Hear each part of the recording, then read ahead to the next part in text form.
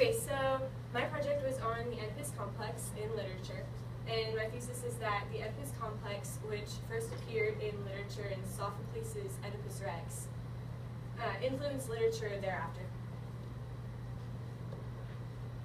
Okay, so the Oedipus complex in theory is the desire for sexual involvement with the parent of the opposite sex, and then there's kind of like a rivalry with the parent of the same sex. And Sigmund Freud first introduced this concept in his novel, The Theory of Interpretation of Dreams. And the Oedipus complex is named after the character Oedipus in Sophocles' Oedipus Rex. The complex is thought to occur in children ages 3 to 5, and it's considered like a crucial stage of development. In order to become a successful adult, with a healthy identity, a child has to identify with the same-sex parent to like resolve the issue of jealousy. So social experiments have supported the view that humans use a template of their opposite-sex parent to guide their search for a partner. And the quality of the relationship kind of influenced that. So if a boy has like a really good relationship with his mother, he's going to be more likely to look for a partner that resembles his mother. And it also says that men who claim to have, okay, very much. If a boy exhibits an affectionate, feminine attitude toward the father instead of the mother, and develops a jealousy toward the mother, then their Oedipus complex is said to be negative, and according to Freud, this can lead to homosexuality. You have to keep in mind that this is all just a theory, and there's a lot of like, people aren't really sure about it, it's not completely definite.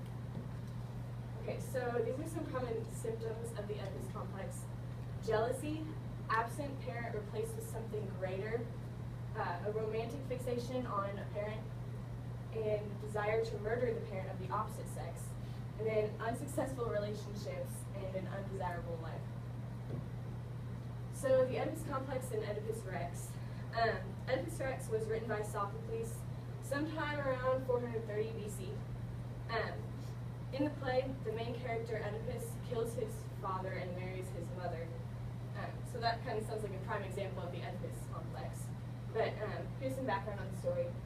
So a king and a queen are prophesied to bear a son that's going to kill the king. And so Queen Jocasta becomes pregnant, and she bears a son, but they send the child into the mountains to die so that he doesn't end up killing the king later. However, the baby is not actually sent to the mountains to die. He's just moved off into a far-off kingdom without the knowledge of the king and the queen. And when the child Oedipus is grown, he does end up killing his father, although he does not know it's his dad. And he ends up marrying his mom, and he doesn't know that it's his mom either. So in the beginning of the story, he's kind of unaware that he killed his father and married his mother. But by the end of the play, he discovers kind of the truth and stabs out his eyes while his mother and wife hangs herself. So Oedipus complex and Oedipus Rex, there are 3 identifying factors that are kind of show that it has the Oedipus complex.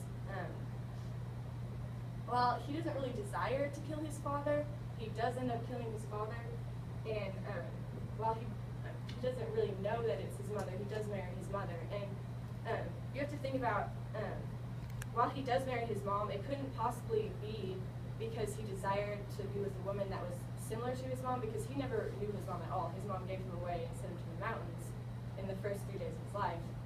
So he couldn't really know anything about her to search for someone like her. So Sigmund Freud named the Oedipus complex after the tragedy Oedipus Rex, but the fact that Oedipus himself suffered from the complex is somewhat debatable, because the chain of events that led to Oedipus' downfall, it was based on a prophecy, so it was kind of like unavoidable. In 1913, Sons and Lovers was published by D.H. Lawrence. Lawrence was undoubtedly influenced by Freud's theories, because in that time, that was when they were kind of becoming popular, and you could really tell when you read the book. It's like on point with the Oedipus complex. So, in the novel, Mrs. Morrill is married to a drunken miner, so she kind of like directs all of her affection on her sons. And Paul, one of her sons, almost dies. And from that point on, she's kind of like obsessed with him. Like he becomes the focus of her life. And Paul expresses his hatred for his father like multiple times throughout the story, which is kind of an example of wanting to kill his father. So Paul falls in love with Miriam, but Mrs. Morrill doesn't really approve of Miriam because she's afraid that she's not going to let her be a part of her son's life. And so Paul kind of hesitates in his feelings for Miriam. He eventually realizes that he loves his mother more than he loves Miriam, so he breaks up with her. Paul's mother falls ill, and so he spends a lot of time with her and like cares for her. And when she dies, he's like completely heartbroken. He just leaves. He goes off alone, and Miriam like kind of pleads with him and says, "No, stay. You can be with me." And he's like, "No, I'm gone." So that right there is kind of an example of an undesirable life. He is completely miserable, and he had a chance at love, and he just left it. So, and he also openly expresses the desire for the death of his father. In chapter 4, he prays, "Lord, let my father die." So there's also an evident romantic fixation here. I mean, he dumped his girlfriend because he likes his mom more than her. So that definitely feeds into an unsuccessful relationship. His relationship with his mother is affecting his relationship with the woman he loves. Okay, so the Oedipus complex in Psycho. The novel Psycho was published in 1959 by Robert Bloch, and it was also made into an Alfred Hitchcock film in 1960. So in the novel, Norman Bates owns a motel with his mom, and this woman named Mary checks in, and he asks her to go to dinner with him, and she agrees. So he tells Mary about his horrific experience with his mother and how she's like basically abusive, and she offers she's like, well, maybe you should put her in an institution. She sounds kind of crazy. This makes Norman so mad, and they end the dinner. She goes back to her room, and moments later, an old woman enters Mary's hotel and beheads her. So Norman was drinking and he passed out, and he wakes up and he finds the corpse, and he immediately thinks it's his mom that killed her. So Norman feels like he must protect his mother because he thinks that if he loses her, he will just have no will to live anymore. And he cleans up the murder scene, and this is just like he remembered cleaning up the scene with his mother and Uncle Joe before, which comes up later in the story. And so later in the story, a detective comes and starts asking questions about Mary, and he is also killed, and Norman cleans up the scene as well. So Mary's sister shows up at the motel to ask some questions about where his sister went, and she discovers a taxidermy corpse of an old woman. And then Norman appears behind her and tries to kill her, and he's dressed in his mother's clothes. So she escapes, and later on in the story, they kind of figure everything out. Norman killed his mother and her lover, which was Uncle Joe, a while ago. And then he developed a split personality to deal with the guilt, and so his other personality was his mother. So his impersonation of his mother demonstrates a strange desire for a parental figure, and clearly he had a desire to kill the parent of the opposite sex because he did. And out of jealousy, he murdered his mother and her lover. So Norman lacked in social skills, which becomes apparent because Mary only goes out with him because she can see that he's kind of awkward and she feels a little bad for him. And he spent most of his time in his motel alone. So at the end of the story, Norman is institutionalized, which is an undesirable life in my book. And he says, "I am Norman Bates," so he's a traitor German. Okay, so in Hamlet was written somewhere between 1599 and 1601, and it was by William Shakespeare. So the story goes, a ghost that resembles the dead king is discovered, and King Hamlet's brother, Claudius, had inherited the throne after the king died, and he also married his widow.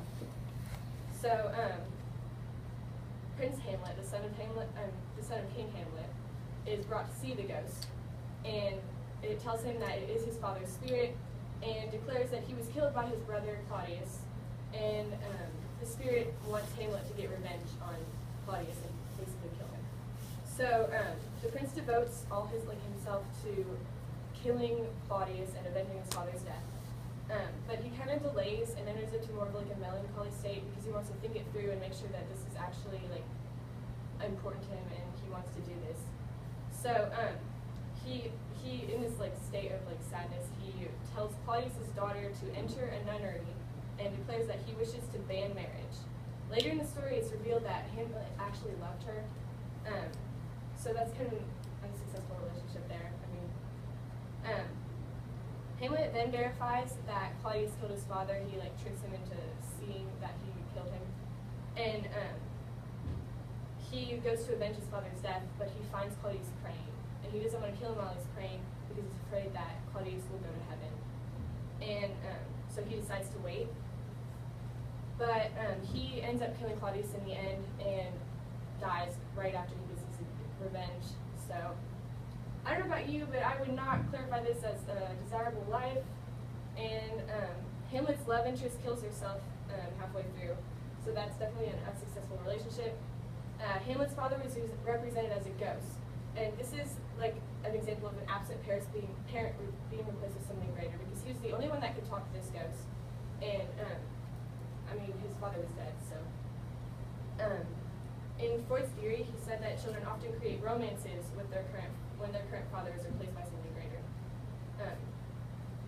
So Claudius's marriage to Gertrude really angered Hamlet, and he despised his mother for marrying Claudius.